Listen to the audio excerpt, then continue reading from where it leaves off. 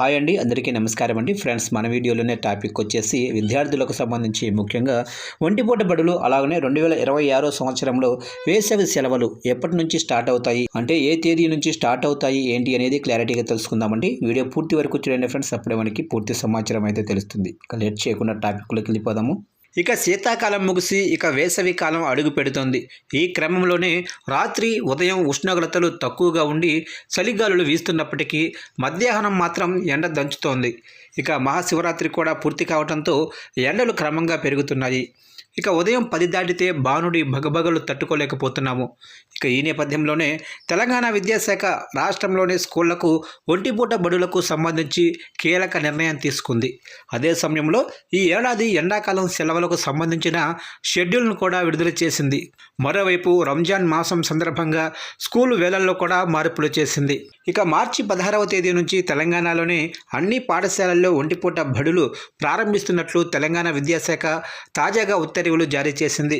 దీనికి సంబంధించి సమయాలను కూడా వెల్లడించింది. ఉదయం 8 గంటల నుంచి మధ్యాహ్నం 12 గంటల 30 నిమిషాల వరకే తరగతులు నిర్వహించాలని ఆదేశించింది.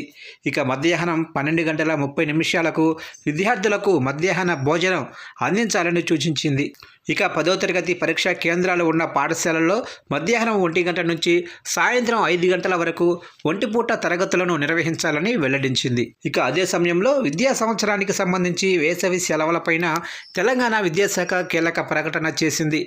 ఏప్రిల్ 24వ తేదీ నుంచి రాష్ట్రంలో స్కూళ్లకు ఎండాకాలం సెలవులు ప్రారంభం అవుతాయని వెల్లడించింది.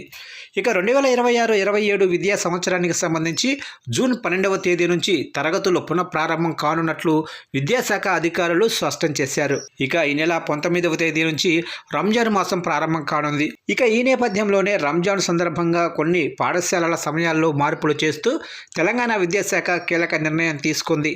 ప్రభుత్వ ఎయిడెడ్ ఉర్దూ మీడియా స్కూళ్లలో టైం టేబుల్ మార్చేసింది. ఉదయం 8 గంటల నుంచి మధ్యాహ్నం 1 గంట 30 నిమిషాల వరకు ఈ స్కూళ్లలో తరగతులు నిర్వహించాలని ఆదేశాలిచ్చింది.